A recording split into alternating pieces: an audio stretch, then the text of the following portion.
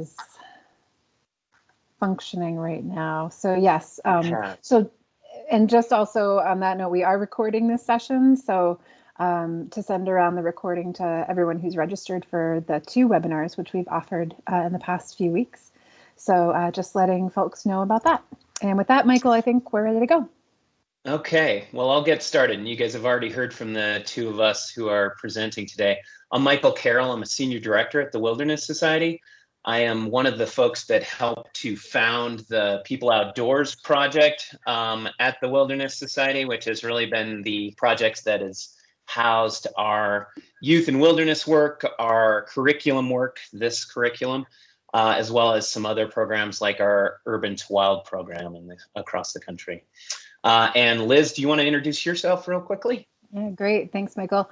So I'm Liz Vogel, and I've been with the Wilderness Society. I think you're on mute, Liz. Am I? Heavens to Betsy. Hold on. I can hear you. Oh, okay. Okay. Thanks to everybody for confirming. Michael, maybe you'll work through that as I do my intro. Hopefully you have me. I'm Liz Vogel, and I've been with the Wilderness Society for about 2 years, and I get to help shape the vision for the organization on how we engage with and shape the next generation of advocates and educate the public. I've been involved with this curriculum project since I began here, and it's been a privilege to do so, as well as get to know so many of you who are utilizing the curriculum, have interest in kind of expanding our vision of the conservation narrative and making a more inclusive conservation movement. So thank you so much for being here. And hopefully, Michael, you Liz, have sound I back. can't hear. Liz, hold on one second. I'm going to dial back in. Okay. I will start with acknowledgements while Michael's getting himself together with his sound.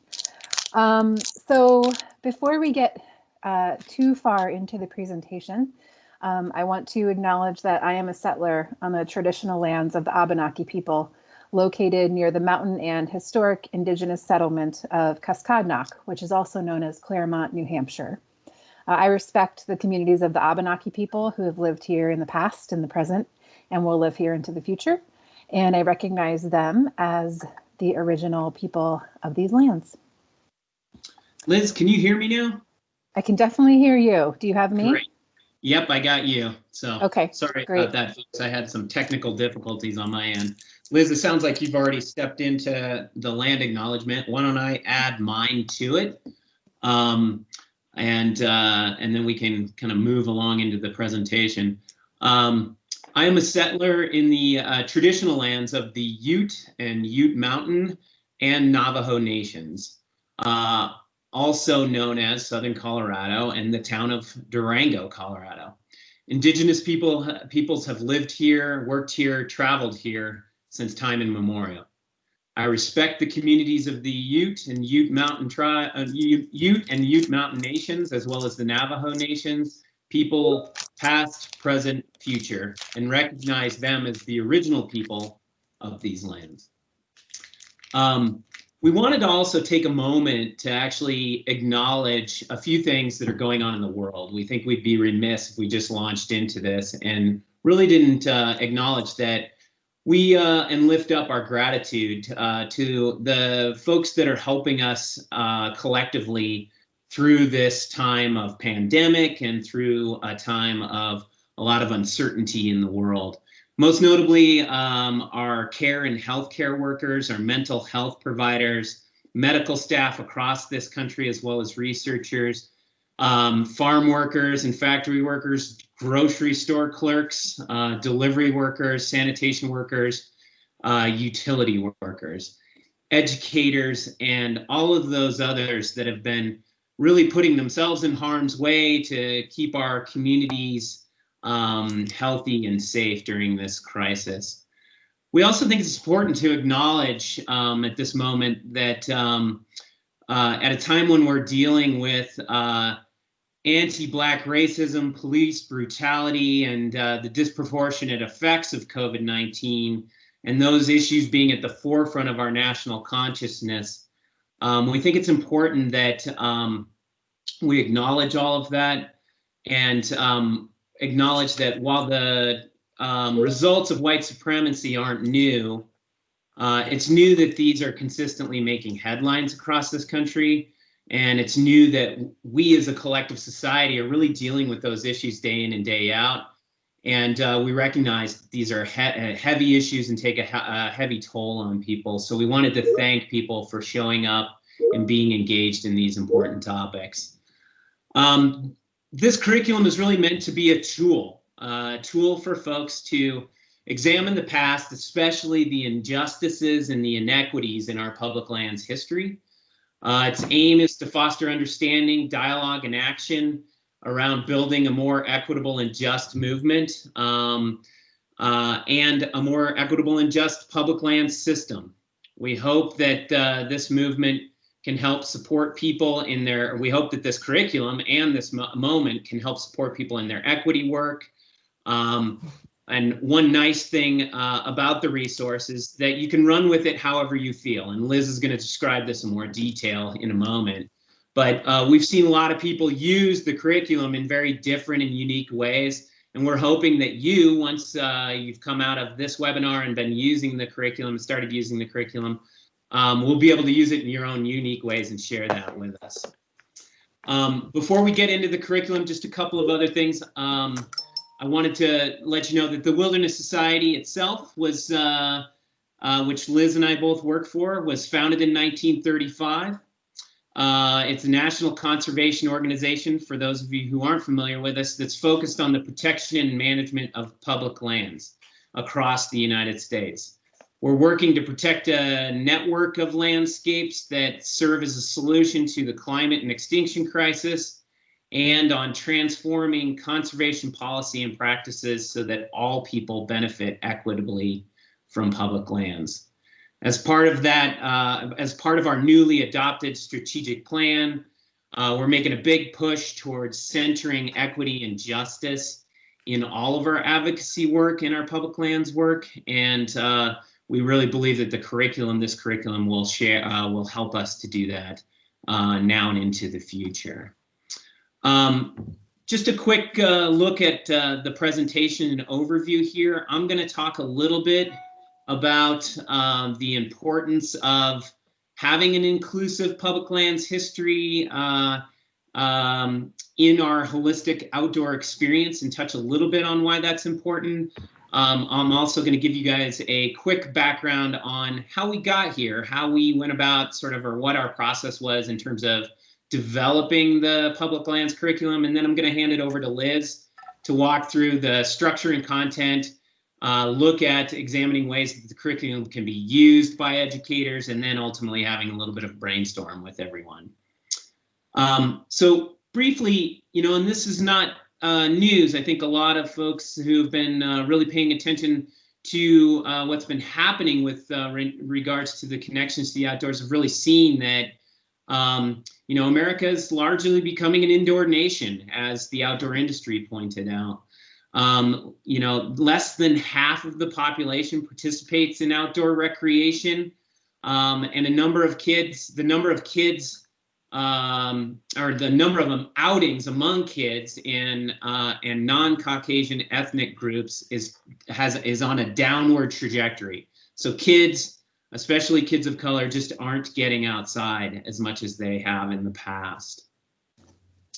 Our goals with regards to this curriculum and what we were hoping to accomplish were really these, inspire the next generation to feel a connection to public lands and provide resources appropriate for high school level learners to help to make that connection and understanding, and then with adaptations to the curriculum, really have it be a tool for use even with younger learners.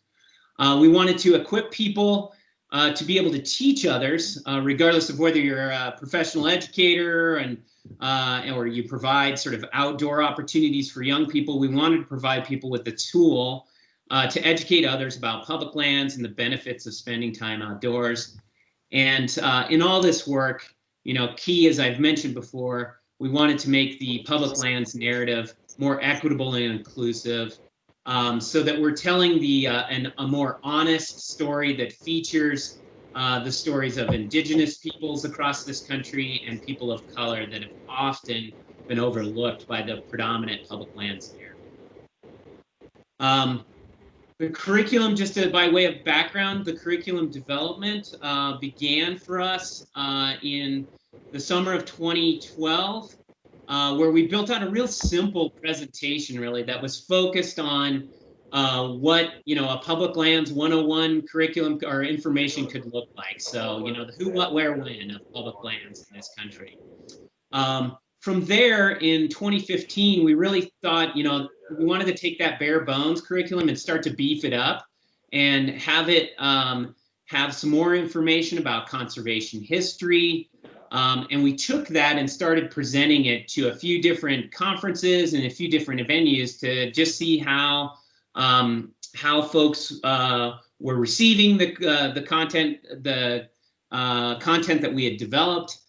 We also tweaked the curriculum itself from being more of a presentation style thing to being something that could actually be taught in the field to folks.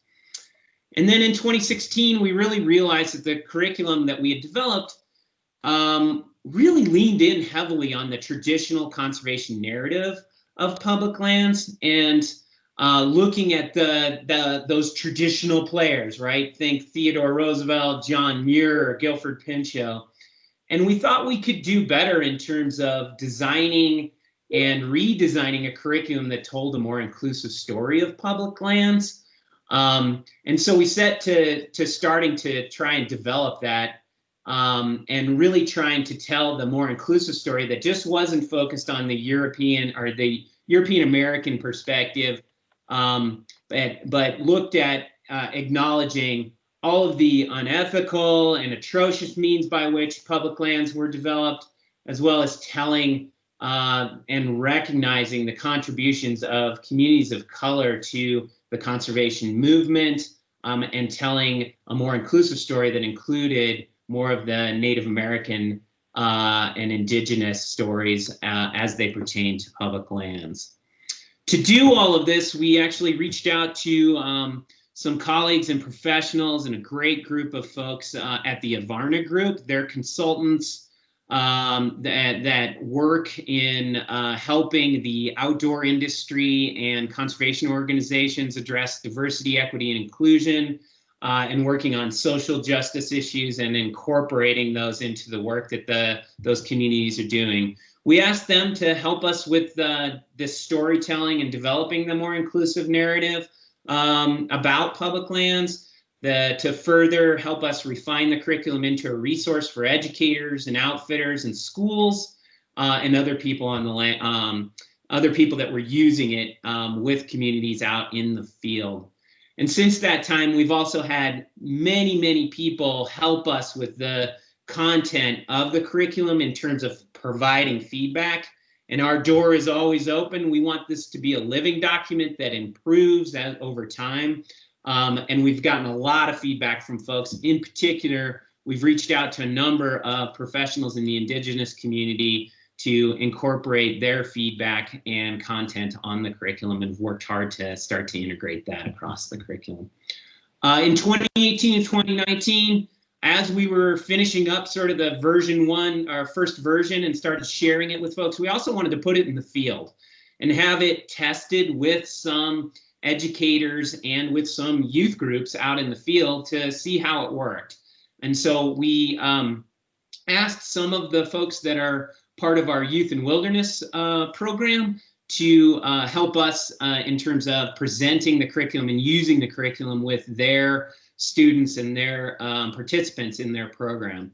Our Youth and Wilderness program, for those of you who aren't familiar with it, the goals of that program are really to provide young people from all backgrounds and communities with the opportunity to create an emotional connection to wild places. We want to convey a history and an importance of public lands for those youth programs across the country, and inspire young people to seek out further opportunities to experience wilderness and really become advocates in their own backyard for public lands and public places. Throughout this, these partnerships with these youth organizations, we were able to really do some early learning about how the curriculum was working with students. They helped us troubleshoot a few challenging things, especially in terms of instruction and guidance with the curriculum. And we've continued to bring new partners on and field test the curriculum, and we'll continue to do this as we've kind of moved along and redeveloped the curriculum ultimately. Lastly, I just wanted to give you guys a little bit of a snapshot in terms of the timing here. Our initial field testing, and after many, many days of revision, we publicly released the curriculum, and we kind of did a soft launch to sort of friends and family, if you will, last December, or excuse me, last July.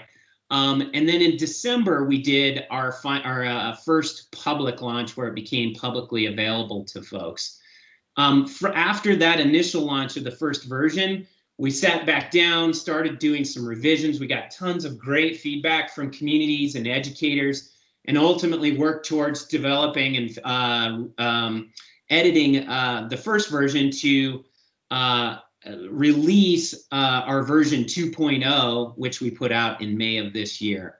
Since that introduction, we've had over 1,600 people across the country download the curriculum and start to use it in the field, and we've made multiple presentations and really worked hard to get the curriculum out to folks. And we're continuing to encourage folks to give us your feedback on the curriculum so that we can continue to improve it and make sure that the next version that we're going to roll out is even better and incorporates even more great thinking from educators out on the field. With that, I'm going to stop and turn it over to Liz. Great. Thank you, Michael. So as far as what's in the curriculum, it's a pretty beefy document, so completely understandable if you have not dove into the whole thing. I'm going to talk a little bit about what each of the 5 modules contains very briefly. So as Michael mentioned, this curriculum focuses on kind of high school level learners and above, and it mostly focuses on federal public lands. It generally asks that participants have some previous knowledge of conservation history as well. However, it can be adapted for younger audiences or those without the background in conservation history. And additionally, it can also be used in indoor or outdoor classrooms, so basically any learning environment. So Module 1, the idea is to get everybody to that baseline literacy around what public lands are, how they're managed, who manages them, so that everybody can have this foundation to build on for some of the more complex topics that come in the modules later, in the other modules later in the document. Module 2 is our public lands history module, and I think is potentially the most impactful module in the curriculum. It sets out a more inclusive history of public lands than the dominant conservation narrative, and it doesn't shy away from the ugly truths about the creation of public lands in the US, including dispossession, genocide, and relocation. Module 2 places the protection of public lands in this broader social and political context. So traditionally, folks have learned different history timelines on separate tracks, which makes it hard to think about how seemingly unrelated events could possibly affect each other in history.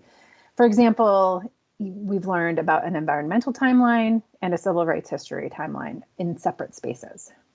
But when we integrate those, our understanding of who had access to what decision-making helps us get a fuller understanding of our history.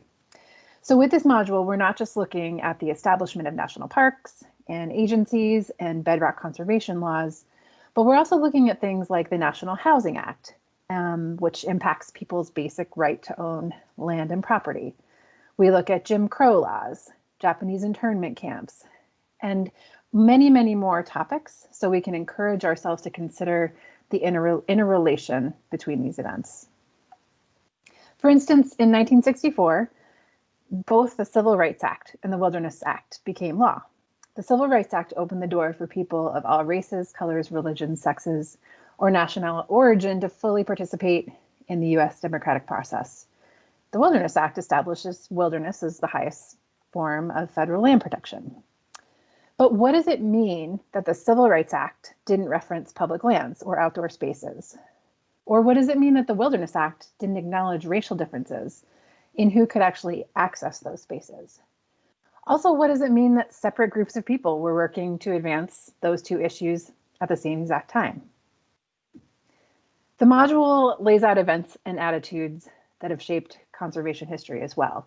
So ideas of settler colonialism, manifest destiny, rugged individualism, and it examines how we've justified establishing public lands and what they're intended for.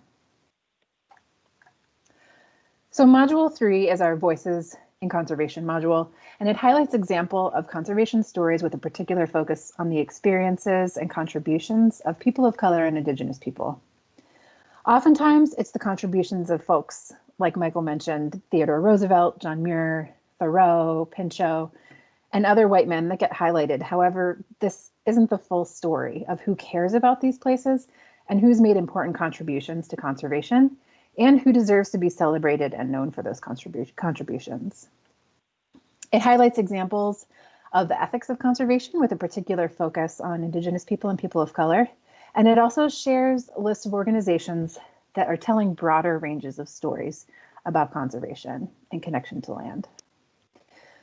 One example from Module 3 that I hadn't heard about before working on this project was John Francis, the Planet Walker, a Black man who witnessed a tanker collision and an oil spill in San Francisco Bay, then volunteered to scrub beaches, fought to save birds and sea creatures. He spent 22 years refusing to ride in cars. He walked across the US to spread a message of environmental respect and awareness of the harmful effects of oil spills. And for 17 of those years, John Francis did not speak. During his vow of silence, he completed 3 college degrees, wrote oil spill regulations for the Coast Guard, and became the UN Environment Programme's Goodwill Ambassador. So that's just one example of many inspirational and amazing leaders in this module. Module 4 describes the benefits we receive from public lands and explains the threats that they face, as well as current issues. And Module 5 is our call to action. It discusses ways to get involved in building a more equitable public land system and protecting public lands. It also goes into how a bill becomes a law, as a reminder for folks from their grade school years, perhaps, how different designations come to be, like national monuments versus national parks and wilderness areas. And it also discusses administrative decision-making and comment processes.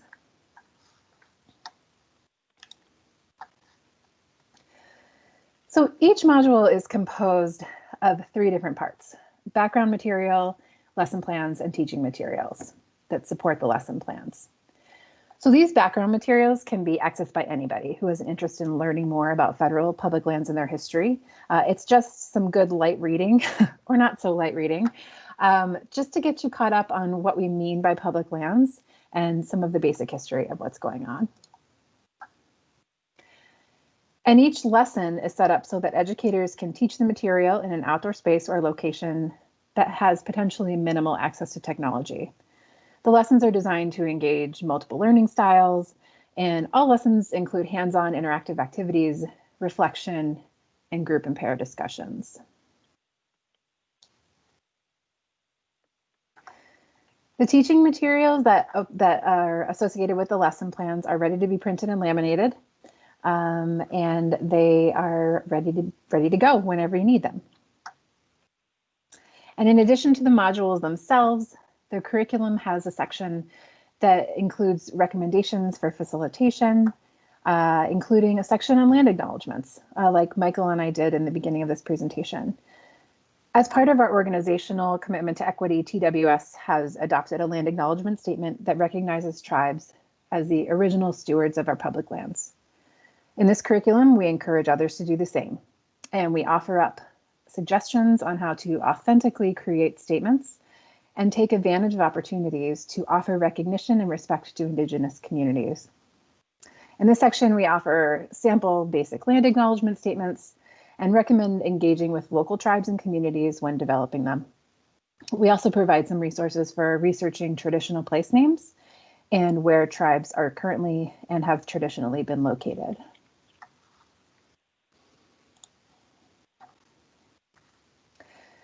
So as Michael mentioned, we've been supporting educators with the curriculum material since 2018, and we're really excited about how youth and the conservation community has engaged with the resource.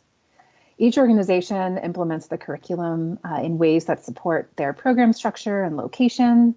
So in each instance, things look a little bit different, yet still accomplish the same goals, to teach people about public lands and to inspire them to care for them into the future. One of those folks who's been implementing the curriculum is the Appalachian Mountain Club. The Appalachian Mountain Club runs expedition trips for high school youth that utilizes the curriculum on these trips. They learn about managing for multiple uses on the White Mountain National Forest in New Hampshire. And they also get hands-on experience with what advocacy is like by interacting with some public officials in Boston before the end of their expedition. So in COVID times, of course, the curriculum implementation looks slightly different. And the Appalachian Mountain Club is one of those organizations that is pivoting to online engagement with the curriculum and has done some really fantastic work to engage folks in that virtual space.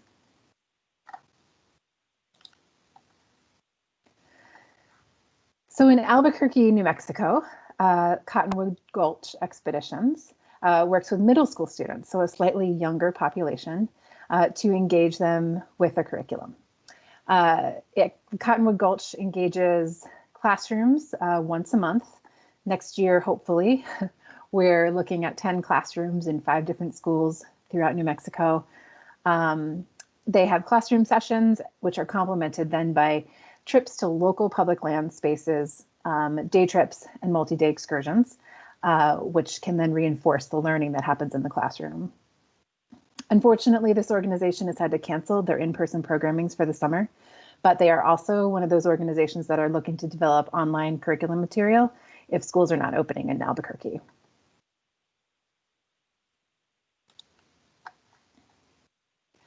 In Tucson, Arizona, we work with an organization called Ironwood Tree Experience, who's developed an internship program during the academic year for high school students. They participate in after-school sessions and then do weekend excursions to public lands around Tucson, including the Gordon Hirabayashi Recreation Site, which is pictured here on the left. That is the site of a Japanese internment camp, which is now a campsite and recreation area managed by the Forest Service. And I think this is a really great example that illustrates the intersectionality between social and historical events and connection to the land.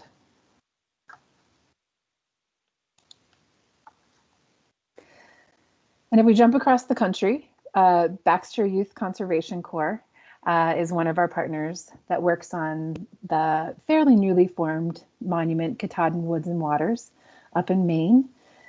Local youth spend time on the monument to build and improve trails. And part of their time is spent learning about how the monument was designated, historical connections to place, and the issues around logging subsistence communities and public lands in the North Country. And all of this is done through utilizing the public lands curriculum.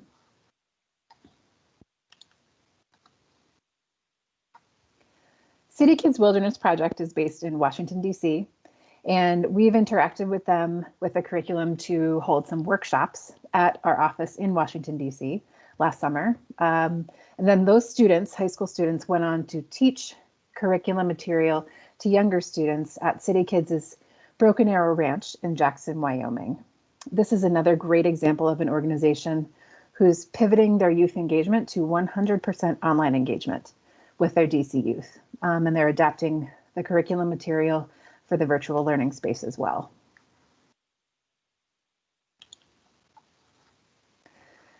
And finally, we've partnered with an education consultant in Carbondale, Colorado, Wild Rose Education, who is testing the curriculum material with high school students in actual classes in Aspen.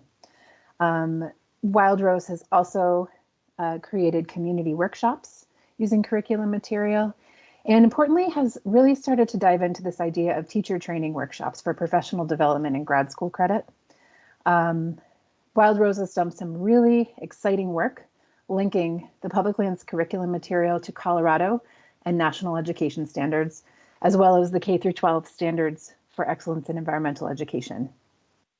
All of the courses, the online courses this summer that Wild Rose has taught has been, well, they've shifted to online courses instead of in-person courses. And those grad school courses are running through Western Colorado University, and we're really excited about this work.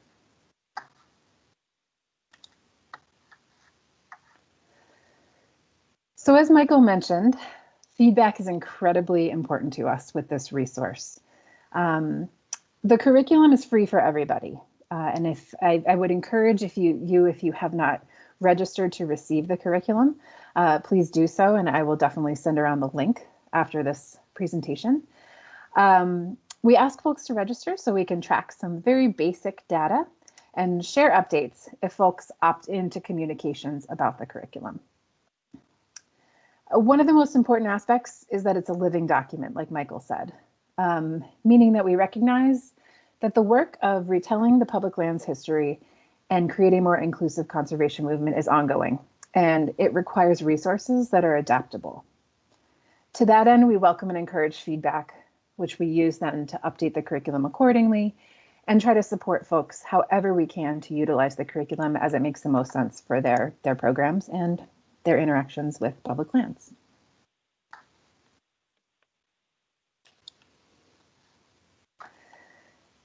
And where do we want to go with all this? There are many exciting opportunities for using this resource and building strong, unique partnerships to support the conservation movement. As we mentioned before, we're working with the education consultant in Colorado to test out this idea of teacher-instructor trainings. And we're really hoping to dive more into this work. We want to support teachers to get this material into their learning environments, whatever that may look like, indoor, outdoor spaces, by making it more accessible and easier to implement. We've done some work in Colorado, and we really are hoping to expand the relevancy into other states as well.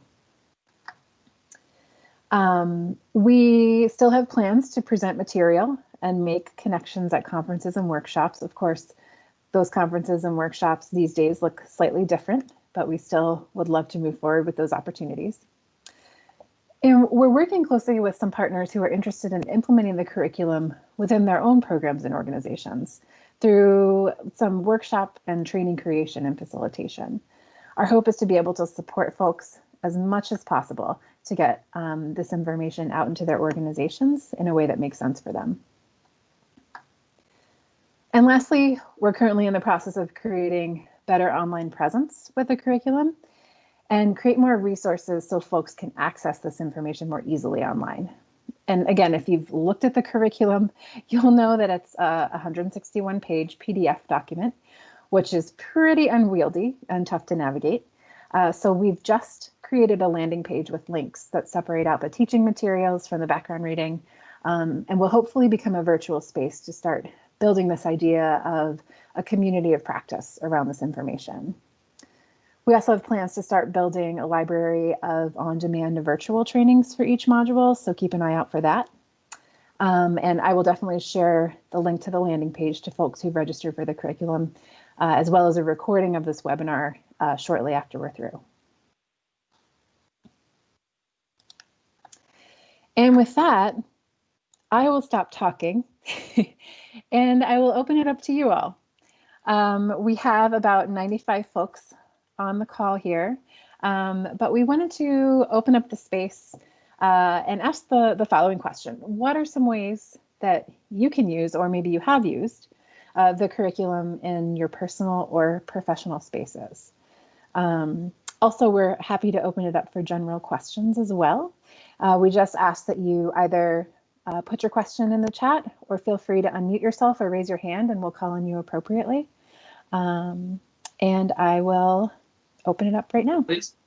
Liz, we've already got actually a couple of questions. I think you answered one of them in the chat, but Luke Bailey asked about adapting, whether or not the curriculum is adaptable to regional parklands. You touched a little bit on that, but could you say more about the adaptability of the curriculum? Yeah, that's a great question.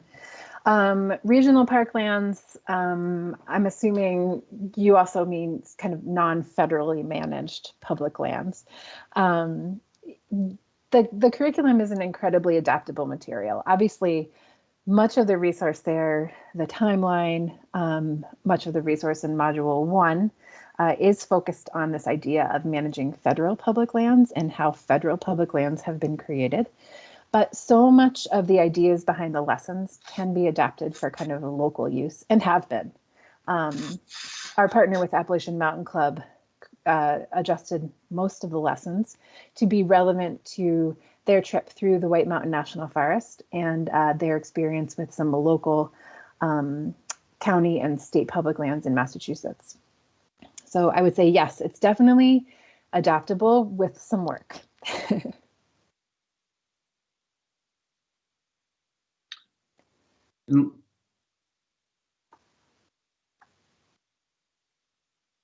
Liz, there's a fair amount of questions in the chat or comments coming up. I'm not sure if we want to highlight those or pull those out for folks, or if folks themselves want to chime in and just ask their questions directly. Unfortunately, I am having trouble seeing them. Hold on one second. Let me just start grabbing some, and I'm apologizing that if we're skipping around a little bit, there actually are quite a few coming in now. So Leah noted that would be very interested in utilizing the amazing sounding curriculum for some of our educational programming for land managers. I was wondering if the curriculum includes information regarding the history of land management on public lands like grazing, or could be adapted for such topics? Yeah, great question, Leah. There is information about the use of and multiple use aspects of public lands in the curriculum. I would say we don't dive too far into the individual histories around each of the multiple uses, but with a little bit of research, I think that would definitely be an excellent addition. That would make it, of course, more appropriate for your organization. Alexandra asked Liz us if how can people tell the difference between version 2.0 and the first version? I think there's some lack of clarity around which version folks might have gotten. Could you speak to that? Definitely. A big one is the cover photo, which I know seems silly, but it's true. That we did put out, and I do have a little bit of a, and I'm sorry, forgive me, is it Alexandra? Please feel free to reach out to curriculumfeedback@tws.org, and I'm happy to provide you with a very brief description of the differences of the changes.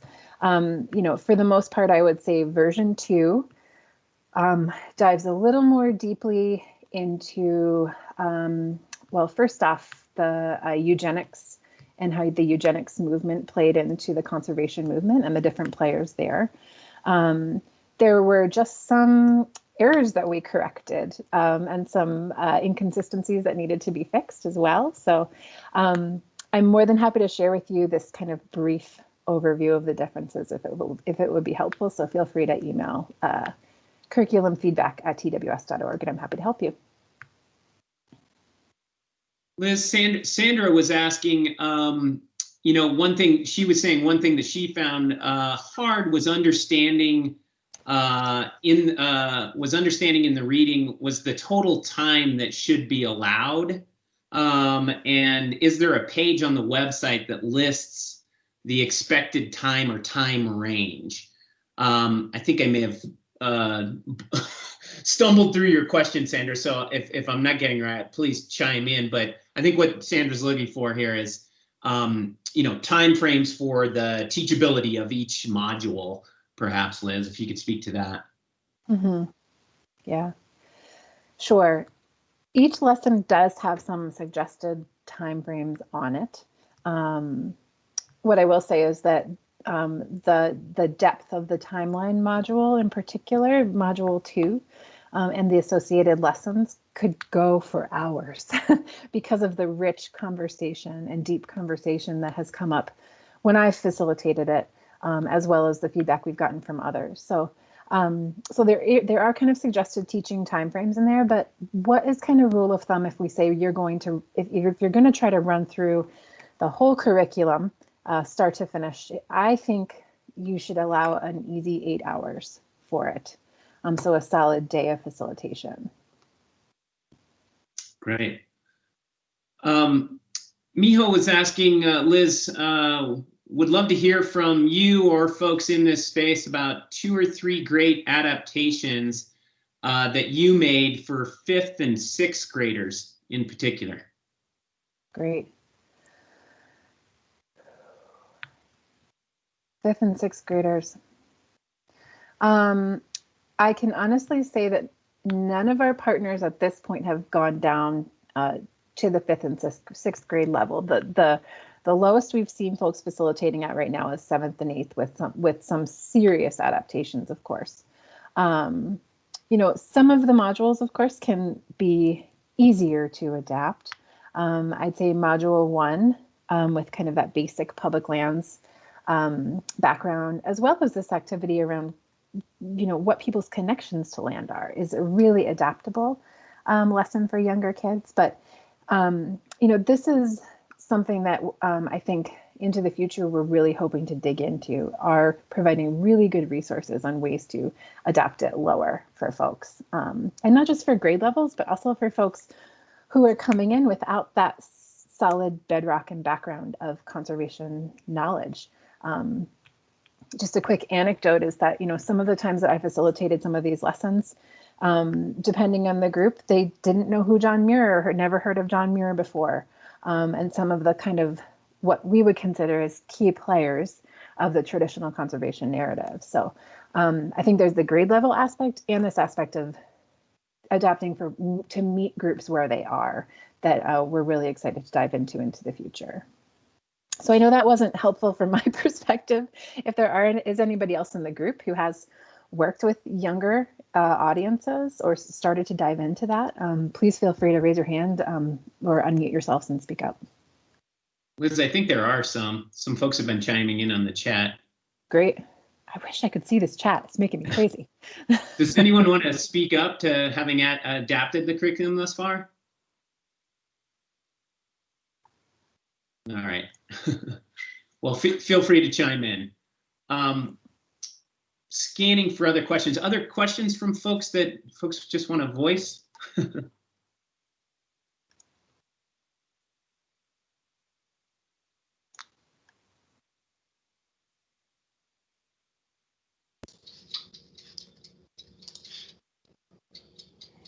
I think Marty asked, I'll just chime in with another one from the chat, Liz, here. Okay.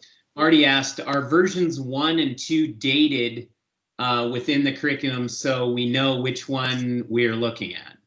Great. It is.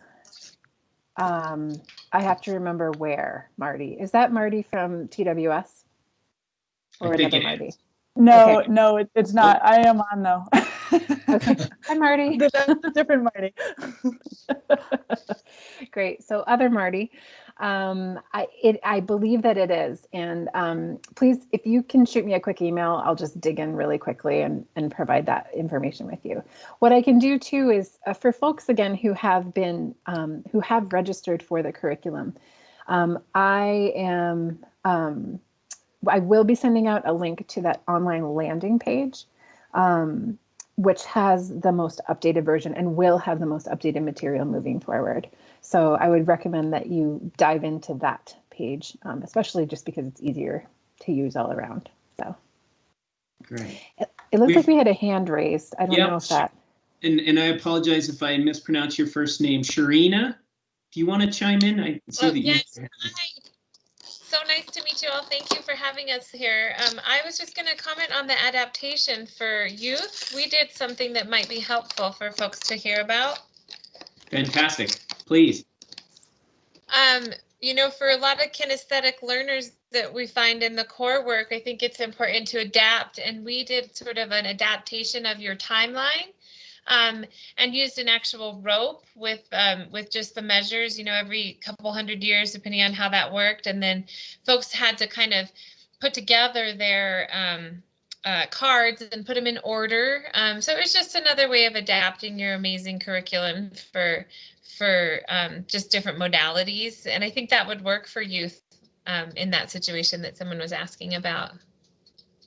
That's great. And Sharina, may I ask what organization you're from or educational space you're in? Yes, we've been using your curriculum at the Conservation Legacy. Okay. Conservation Legacy. Yep, that's great. Great. I noticed that Kelly Flowers has raised her hand as well. Kelly, do you want to chime in? That was actually an accident. I didn't realize I did that. Oh, Thank all right. you. Well, Fair enough. Do you have a question now that you have the floor? No pressure. No pressure. No pressure. All right. Well, let me jump back into the chat. There were a couple other things that were coming into the chat that I wanted to highlight. Liz, are you still having trouble seeing some of those things? Yeah. Okay. Well, Nicole had a question here. It says, if we register for this webinar, are we registered for the curriculum? No, not necessarily. In order to register for the curriculum, we have a very short survey we ask you to fill out, which is just basically your name, your organization, if you have any initial thoughts about how you may intend to use the curriculum, your location. So again, registration is, you can opt in and out of communication. We don't want to force anything down your throat. However, if you opt in, then you'll receive other information regarding updates, other potential learning opportunities or workshops that we're going to be running. So again, I will send around the registration link with this webinar. Great. Liz, Rachel asked a question about climate change. She was wondering about any climate change connections in the curriculum. And she notes that she knows this is a big part of TWS's work. Yes. Are you a baited person in the audience, Rachel? We briefly talk about climate change in kind of the current issues module, so module 4. However, one of the things that we're really hoping to do into the future is to create actually a whole separate addendum that talks about and highlights kind of public lands as one of the solutions to climate change. So that's work that we hope to be digging into, I'd say, in the next year or so. Given, not only that it's a priority for TWS moving forward, but also it's just in the forefront of everything we do, especially with youth and youth activism. So great question. And yes, that is a hope that we're going to dig into that material soon. Jennifer raised her hand. Jennifer, and I just have Jennifer H. Yeah, if we're an organization that wants to talk about partnering or how we can utilize this curriculum as a part of our work, who should we reach out to? Yeah, great. Let me pop our contact information up on the screen here. So I recommend you email curriculumfeedback@tws.org. I monitor that very regularly, or someone here at TWS does. But definitely, Michael and I are happy to field those, as well as our colleague Paul Sanford, who's also been crucial in the creation of this project. So there is our contact information. And Sandy had a question as well. Sandy, you had your hand raised. Hi, yes. I'm with the Appalachian Trail Conservancy, and we've got a broad brush of 14 states, over 2,000 miles, and this is my introduction to the curriculum. I assume that there's spots where you can then plug in specific information about the land on which you're conducting the trainings, and I was wondering if then, does this include links and resources for us to learn about those specific spots ourselves before and be able to plug that specificity into the training when we conduct it? Great question. And Sandy, are you particularly referring to something like a land acknowledgement, or actually if you're thinking about kind of current events or locally relevant events on public lands that you'd be kind of in proximity? Both, because, you know, we go through the revolution, well, you know, post whatever we, you know, when the Pilgrims came here, we would go through the Revolutionary War, the Civil War.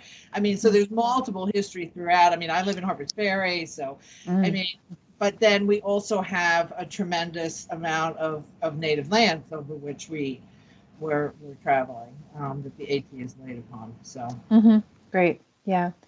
So we do, if you're thinking about land acknowledgement, we do provide it's 2 or 3 links within the beginning section that will provide you with some information to get you started on what Indigenous communities, past and present, call are connected to the lands where you may be.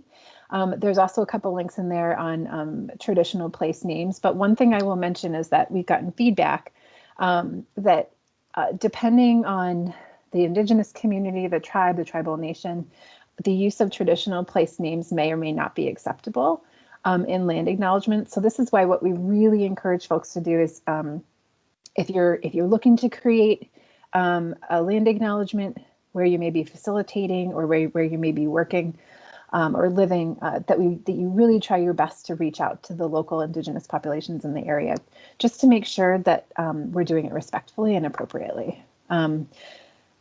With regards to your question about kind of locally relevant events specific to your area, I mean, we provide some links, particularly in Module 3, where we're talking, we bring in other organizations and kind of highlight them as helping to tell a more inclusive conservation story. There may be a locally based organization that can help there that we may have highlighted or not. So I would say the curriculum can provide you with a good jumping off point, but you definitely need to do some digging of your own. right, thanks. Sure.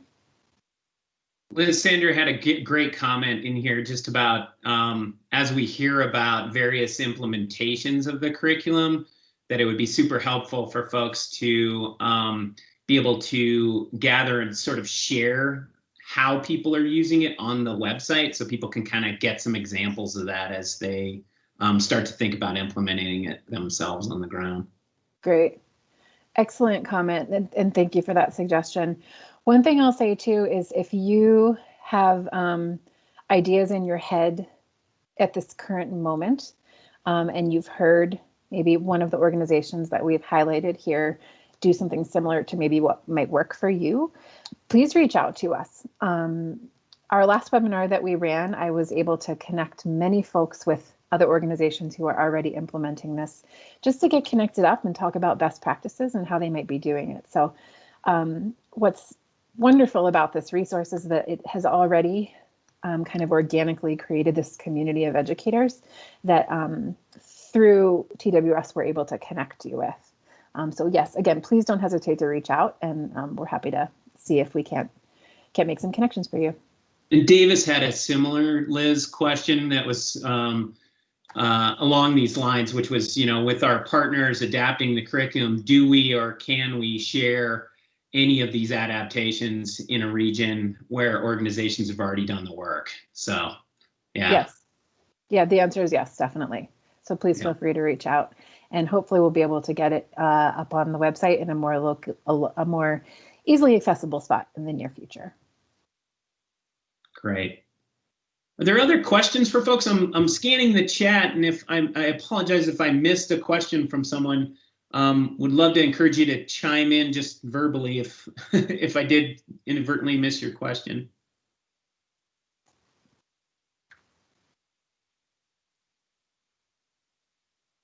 All right.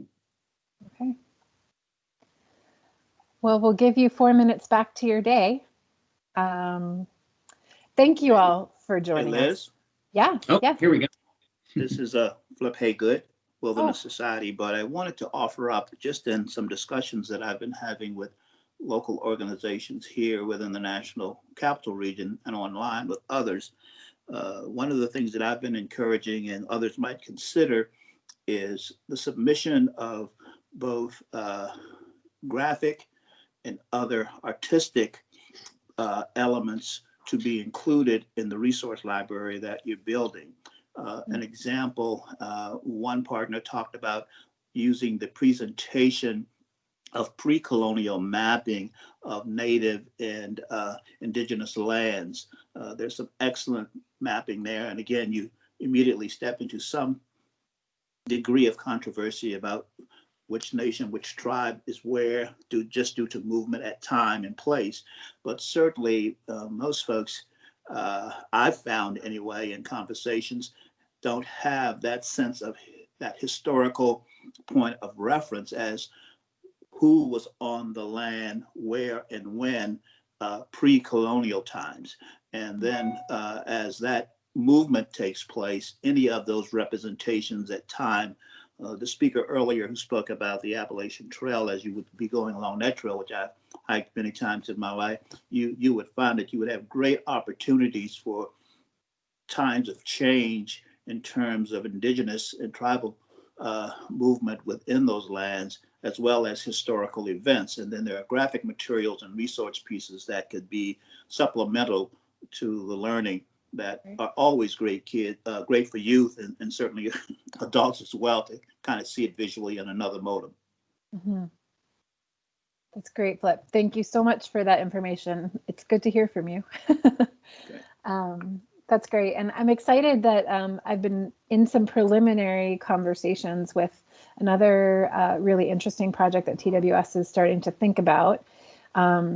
I'm not going to put Marty Schnur on the spot right now, who's with TWS, but there are some really interesting other mapping projects going on and some resources that are going to be created hopefully in the near future. And Marty, sorry if I'm letting the cat out of the bag on this, I realize. No, it's great. And I'm totally happy to just say one quick word about it. So I lead our mapping work here at TWS. And one of the things that we are working on is really examining how we can make our mapping work more representative and inclusive of all of the communities with whom we work. And part of that is taking a really close look at how maps are biased. All maps are biased in one way or another, intentionally or not, just due to the fact that, we're taking, maps are abstract representations of places. And so, there is a process of deciding what to include and exclude on any map. And those decisions have had a lot of consequences, both throughout history and today, in basically like whose values are included on maps, whose values are excluded, and whose stories are represented, and who is like literally left off the map over time. So that is, we're still in the early stages of that, but we're actually working on putting together a much smaller curriculum that on that specific topic this summer. We've got our intern Jacob Friedman doing some really neat research and finding some really awesome resources. Mm-hmm. That's great. And for the public lands curriculum registrants and folks interested in this work, I am hoping to strong arm Marnie and her team to provide us with a really cool webinar once the resource is developed. So I'm particularly interested in maps and love them, and would find it fascinating. I think really supportive of our work that the public lands curriculum covers as well. So thank you, Flip, and thank you, Marty, for sharing. Liz, I want to be conscious of people's time. We're at the top of the hour. Maybe one more question if folks have it.